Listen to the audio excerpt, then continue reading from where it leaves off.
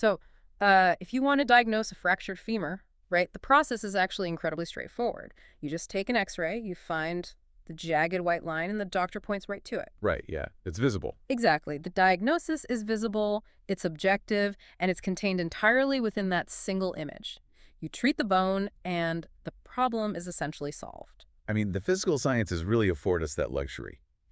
You identify the mechanical failure, and the causality is just undeniable. Yep. But the moment you attempt to diagnose the mutation of human thought specifically, like the transition from harboring a radical belief to actually committing a violent extremist act, that objective X-ray machine just shatters. It totally shatters. Right. We're no longer looking at a single broken bone. We're trying to map this invisible, constantly shifting landscape of neurodevelopment, social identity, trauma, and ideological manipulation. And that invisible landscape is exactly what we are mapping today. We are treating this deep dive as a forensic exercise, essentially. We have a massive stack of sources in front of us today. I mean, we're talking decades of psychological research, empirical data on counterterrorism, and some really deep sociological studies. There's a lot of ground to cover. It is. But our mission for you listening today is to understand the actual machinery behind radicalization. Like, how does a human mind make the leap from an everyday grievance to lethal extremism? Much is the core question. Right. And to do that, we need to look at the data objectively. The sources we're unpacking today deal with intensely sensitive global conflicts, state security policies, and the friction between Western societies and radical ideologies. Yeah, and we should be really clear here. Yes, definitely. Our goal isn't to debate geopolitics or, take a political stance. We are here simply to report what the psychological and sociological data reveals about how radicalization works, just piece by piece.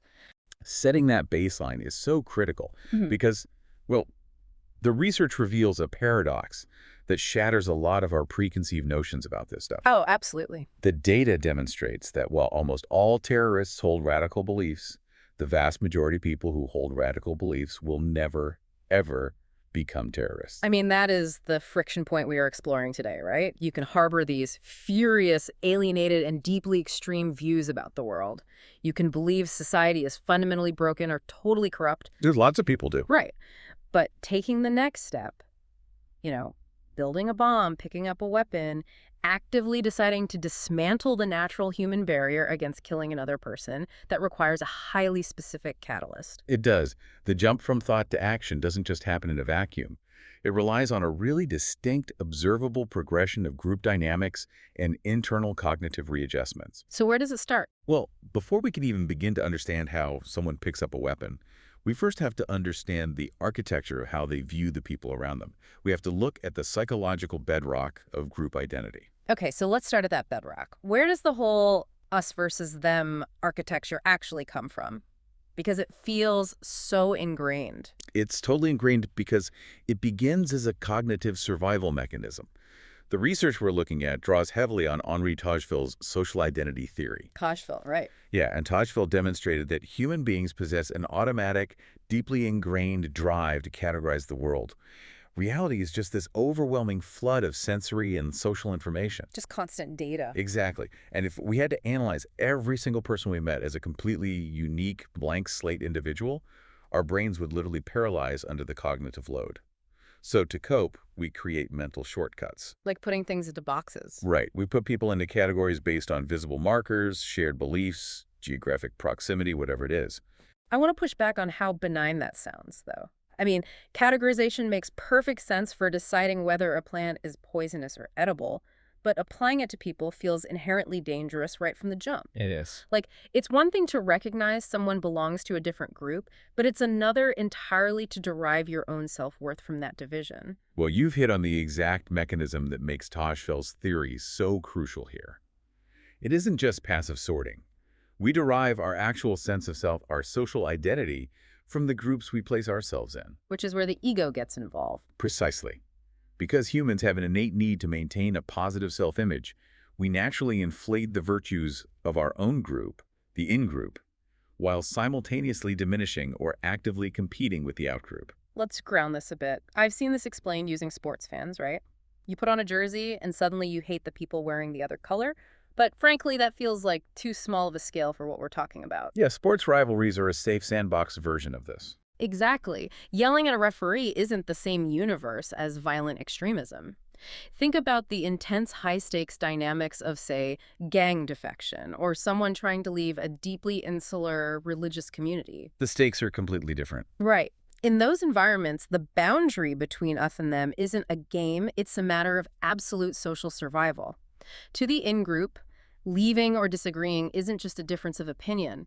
It is a profound existential betrayal. That is a much more accurate scale for the phenomenon we are discussing today. The stakes dictate the intensity of the boundary.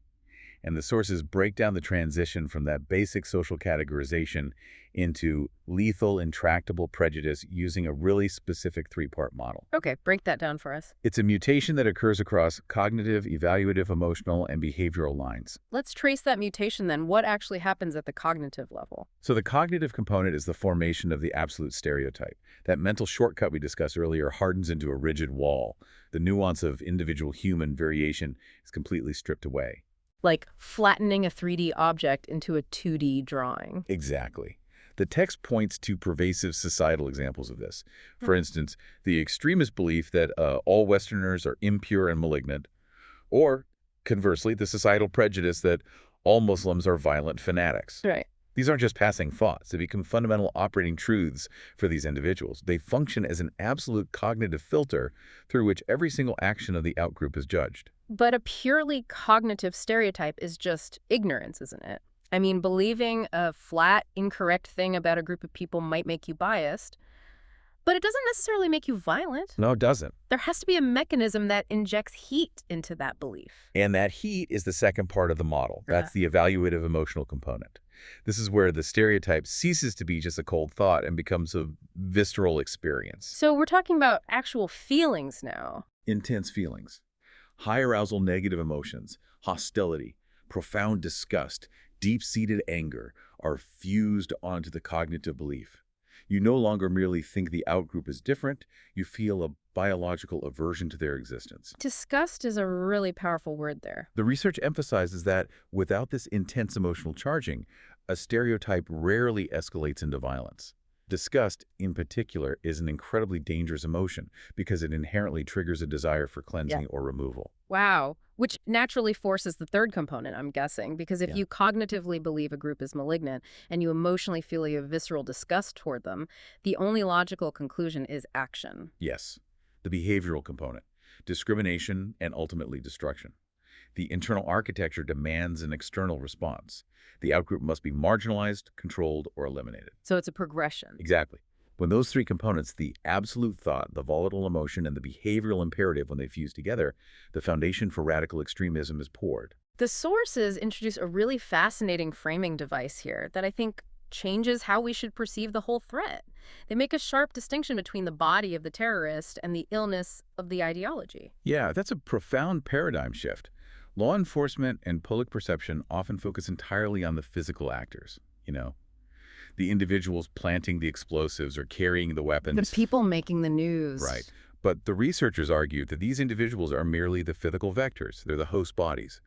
The true pathogen is the manipulated, distorted ideology they have internalized. So the ideology is a literal illness. It acts exactly like one. It's an illness that infects the cognitive and emotional structures we just broke down. If you are a policymaker listening to this, or even just a citizen trying to understand global conflict, this reframing is so vital. If you only deploy military or police force against the physical bodies, you are only treating a symptom. You're playing whack-a-mole. Exactly. You might neutralize the immediate physical threat, but the ideological pathogen remains completely untouched. It's still floating in the social ether, just waiting to infect the next vulnerable host. Because you cannot shoot a concept. You cannot shoot a concept. You have to build social and educational immune systems to fight the illness. And building that immune system requires understanding the environment the pathogen thrives in. The illness of radical ideology requires a very specific atmosphere to take root, which the text define as Manichaean thinking. Okay, Manichaean thinking. This is the absolute division of the world into light and dark, good and evil, right? Total unyielding dichotomy. Fundamentalist ideologies of any variety, whether they're political, religious, or social, they cannot survive in a landscape of nuance. Nuance kills it. Completely. They require a world divided strictly into two camps. The in-group is the manifestation of the ideal, the pure, and the just. And the outgroup. The out-group is not simply incorrect or misguided. They are inherently malignant, immoral, and an active threat to the survival of the good. There is zero gray area. I see the trap there. Because if you convince someone that the outgroup is a literal existential threat to everything pure and holy in the world, violence ceases to be an act of aggression. It flips. It completely flips. The violence becomes inherently defensive. The ideology performs this horrifying magic trick. It frames proactive slaughter as a reluctant, necessary, and deeply moral act of self-defense. It becomes an ethical imperative to strike first. God, that is terrifying. So we have the architecture now. We understand the us versus them mechanics, the three-part mutation of prejudice, and the pathogen of Manichaean ideology. Right. But I want to zoom in on the individual for a second. How does a person walking down the street, living a seemingly normal life, actually internalize this pathogen? The research outlines a specific pathway, right? It does. The texts frequently reference a four-stage cognitive pathway, often associated with researcher Randy Borum. It maps the internal progression of ideological development. Okay, walk us through it. It is a slow, methodical journey from everyday dissatisfaction to the justification of murder.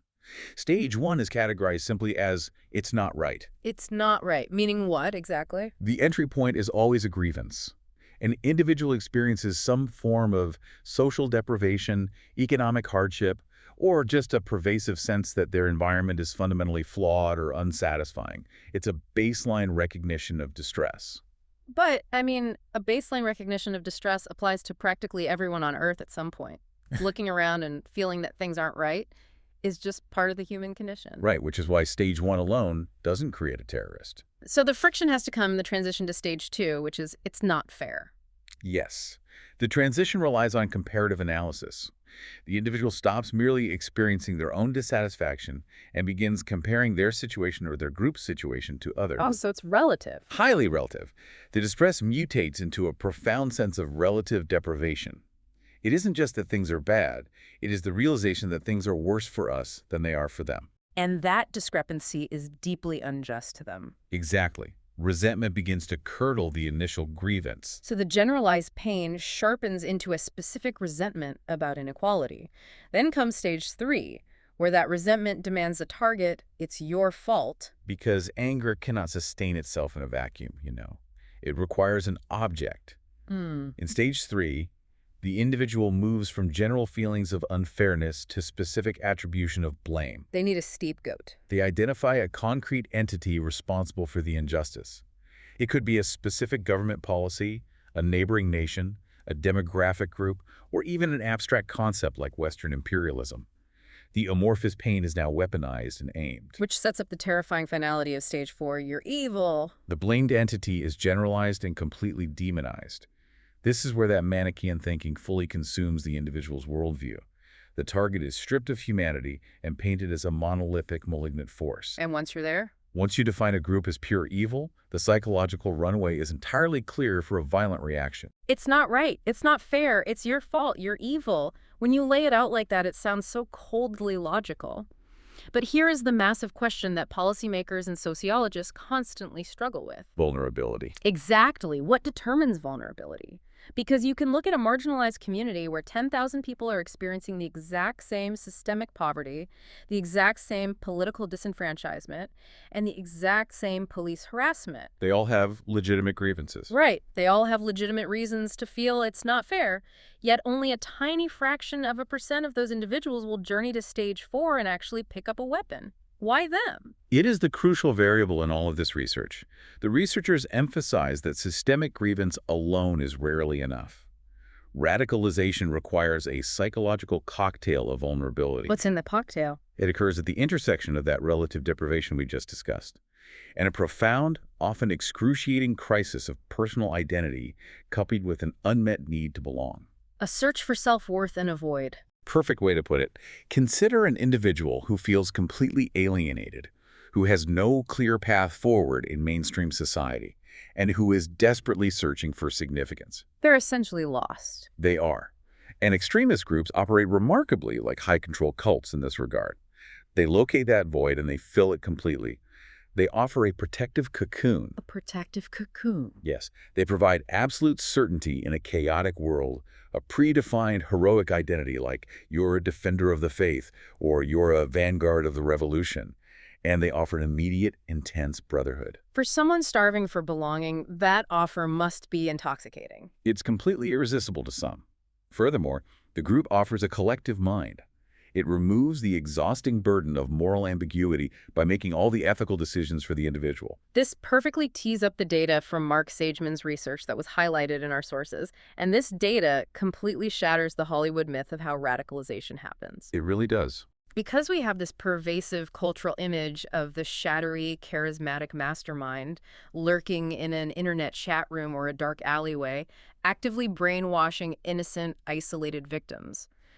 But the empirical data shows something wildly different. Sageman's analysis of the trajectories of over 100 jihadists reveals a deeply mundane, almost banal reality. The statistics show that 68% of the individuals joined the extremist movement through pre-existing friendships. Wait, 68%?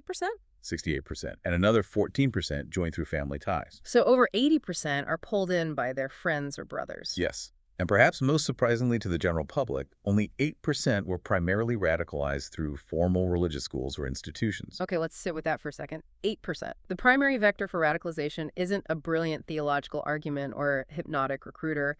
It's social proximity. It's peer pressure. It's peer pressure. It is the fundamental human desire to be part of whatever your social circle is doing. It shows that radicalization is a slow process of socialization, not an overnight ideological conversion. Exactly. The loyalty to the peer group precedes the deep commitment to the violent ideology. An individual adopts the grievances of their friends as a mechanism of social bonding. So the ideology is just. The ideology is simply the required uniform you wear to stay in the group. I understand how someone joins the group to keep their friends. I understand how they adopt the rhetoric. But talking tough with your friends in a basement is a universe away from strapping on a vest or pulling a trigger. It's a massive leap. Human beings are biologically and psychologically wired with massive inhibitory barriers against killing other humans. How does an extremist network actually dismantle those barriers? This is the darkest mechanical aspect of the process. The sources divide the dismantling of these barriers into two distinct categories. First, inside-out processes, which involve the individual's internal cognitive readjustment. In a second. Outside-in processes, which are driven by the sheer gravity of group dynamics. Okay, let's take the inside-out processes first. How do you internally recalibrate your own mind to accept murder? The foundational concept here is moral disengagement, which was formulated by the renowned psychologist Albert Bandura. Bandura, right. Bandura posited that we all possess internal moral standards that act as self-sanctions. When we consider doing something wrong, these sanctions trigger feelings of guilt and shame, which stops the behavior. Like an internal alarm system. Right. However, Bandura showed that humans are incredibly adept at selectively deactivating these internal sanctions. We perform cognitive gymnastics to reframe a horrific act so that it no longer violates our moral code. And I'm guessing the most effective way to reframe violence is to categorize it as defense, like we mentioned earlier. Exactly. The extremist narrative convinces the individual they're engaged in a just and moral war.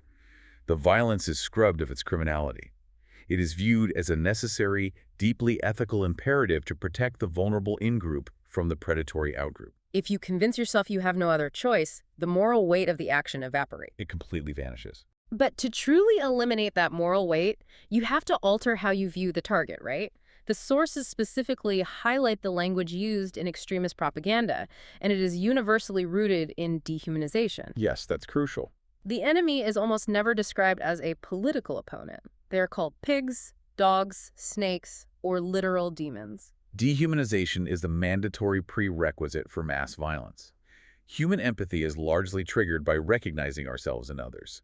By systematically stripping the target of their human qualities, the extremist ideology short-circuits the empathetic response. You literally stop seeing them as people. Right. If you genuinely believe your target is a pest or malignant entity, your internal moral barriers against killing a fellow human simply do not activate.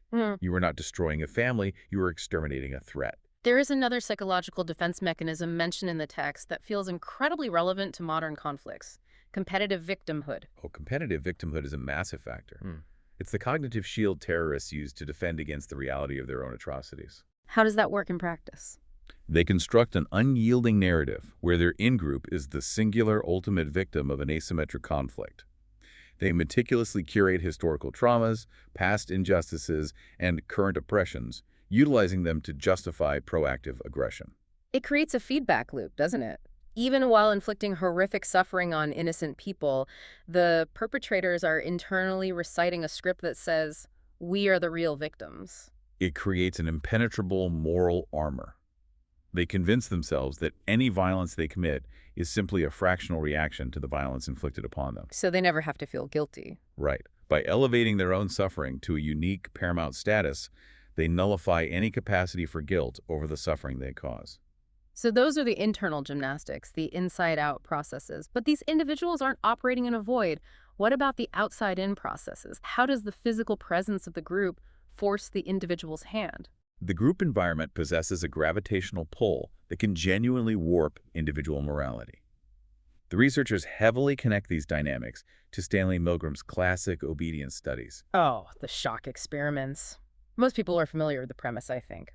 Participants were instructed by a stern authority figure in a lab coat to deliver what they believed were increasingly severe, eventually lethal electric shocks to another person in the next room. Right. And the terrifying takeaway from Milgram wasn't that people are inherently sadistic. Oh. It was that ordinary, decent people will commit atrocities if they feel the moral responsibility rests on the shoulders of an authority figure. Milgram identified the displacement of responsibility. Exactly.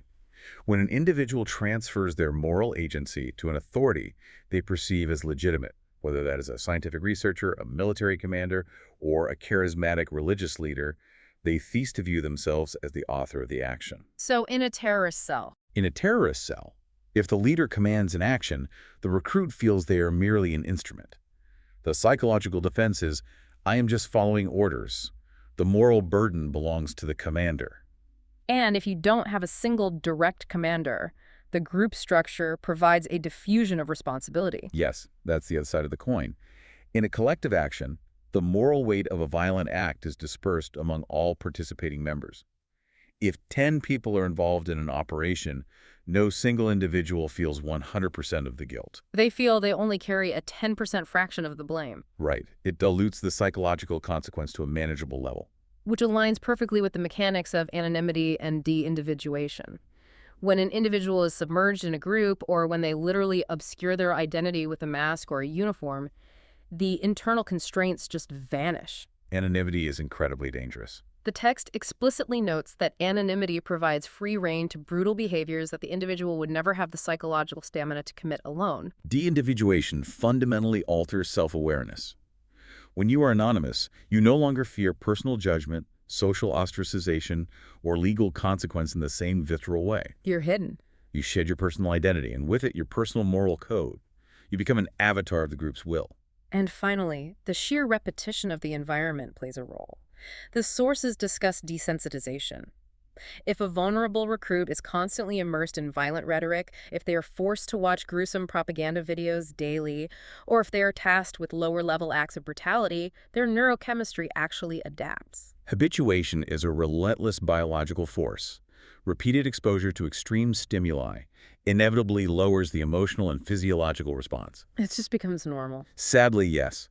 An act of gore that would have induced vomiting and panic in the recruit 6 months ago becomes normalized. The emotional shock wears off, rendering the final escalation to lethal violence achievable. So if we pull back and look at the macro picture, we have extremist networks deploying these highly effective psychological mechanisms to polarize society. They want a black and white world. They absolutely rely on it. Which brings us to arguably the most uncomfortable section of the sources. How do Western societies, governments, and the media inadvertently become accomplices to this polarization? How do we walk directly into the traps the extremists set for us? This is perhaps the most urgent warning contained within the entire body of research. It is the trap of polarization. Explain how the trap works. The strategic objective of groups like Al-Qaeda, ISIS, or even domestic extremist movements is rarely the immediate physical destruction they cause. Really, the violence isn't the point. The violence is a tool. The actual goal is to provoke an overreaction from the state. They are trying to engineer a literal clash of civilizations. They want the target society to panic. If a terror attack occurs and the societal response is to declare that all Muslims are a threat, or to demand that minority groups be heavily surveilled, rounded up, or expelled, the society is acting as an unpaid PR firm for the terrorists. They are executing the terrorist strategy for them. Wow. The extremists desperately want to make the environment in Western nations so hostile, suspicious, and suffocating that moderate individuals within targeted minority groups feel completely alienated. So they're trying to destroy the middle ground. Exactly. They want to force a dilemma. You either endure endless secular isolation and institutional suspicion, or you retreat into the protective cocoon of a radical defensive identity. This places an immense burden on national security policies. A government has a fundamental duty to protect its citizens from violence, obviously, but it has to walk a razor-thin wire to avoid triggering that exact polarization trap. It's an incredibly difficult balance. The sources spend considerable time contrasting how different Western nations attempt to navigate this. They look at multicultural integration models historically favored in the UK and Holland versus the strict secularization model laïcité in France. Right, and the variations in national philosophy create profound ripple effects in how minority communities experience the state. Yeah. However, regardless of the specific national model, the overarching empirical warning is consistent. Which is? Disproportionate, heavy-handed government security measures frequently backfire.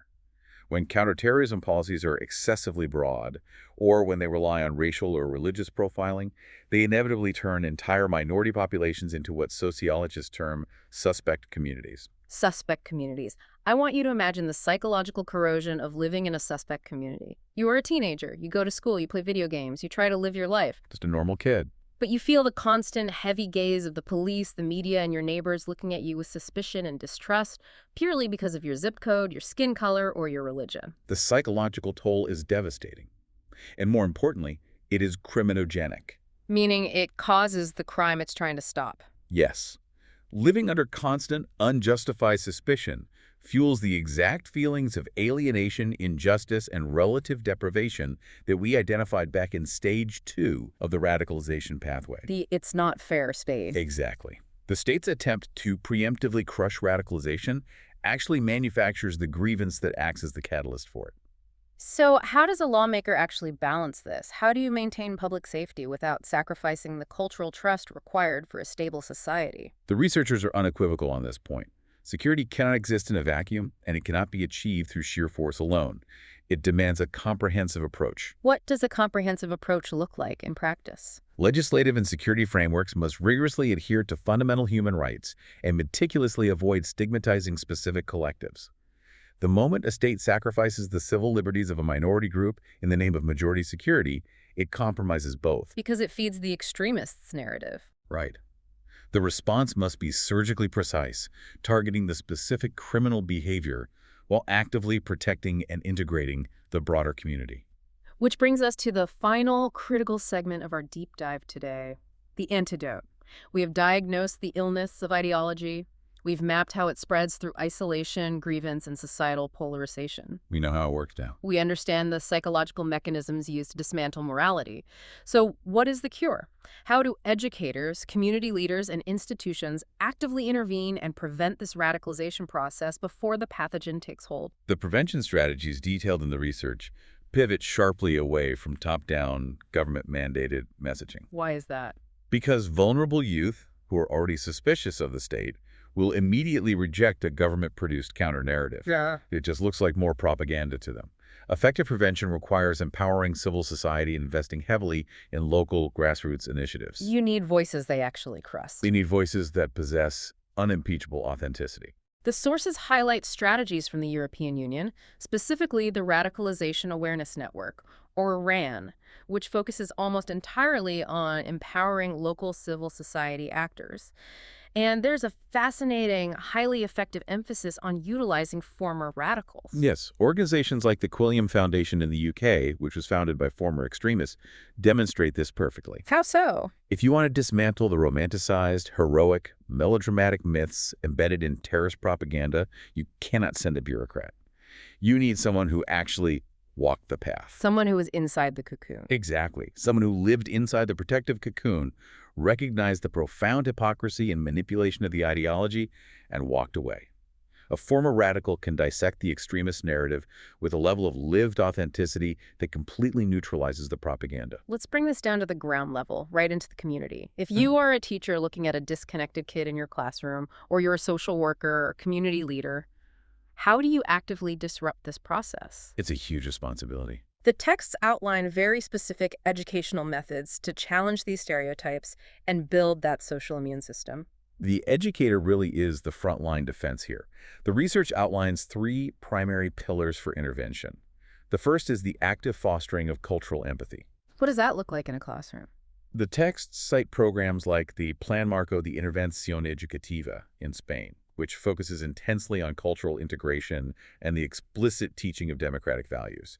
And they implement these programs even within high-risk environments like penitentiaries. So it's not just for elite schools. No, it's where it's needed most. The goal is to shatter the us versus them boundary through structured, empathetic engagement. You have to create environments where individuals interact meaningfully with the outgroup. You have to prove the absolute stereotype false through lived experience. Exactly. It's about forcing cognitive dissonance. If the ideology says they're all evil, but you have a positive humanizing relationship with someone from that group, the black and white worldview starts to fracture. What is the second pillar? The second pillar is the aggressive boosting of critical thinking skills. Educators must equip students with the cognitive tools to identify manipulative, Manichaean messaging before it takes root. Because the propaganda is slick. It is incredibly sophisticated. It offers a thrilling, melodramatic narrative where the alienated recruit is suddenly elevated to the role of a historic hero. So how do you fight that? By teaching young people how to deconstruct these messages. Yeah. You show them how to spot the logical fallacies, the deliberate demonization, and the emotional manipulation. By doing that, educators remove the ideological anchor. You aren't just telling them the propaganda is wrong. No, you are teaching them how the propaganda is trying to manipulate their brain. You teach them the mechanics of the trick so the magic stops working. I love that. And the third pillar addresses the root vulnerability we discussed earlier. If a youth is drawn toward an extremist group because they are desperate for identity and belonging, you cannot simply destroy the radical narrative and leave them standing in a void. Exactly.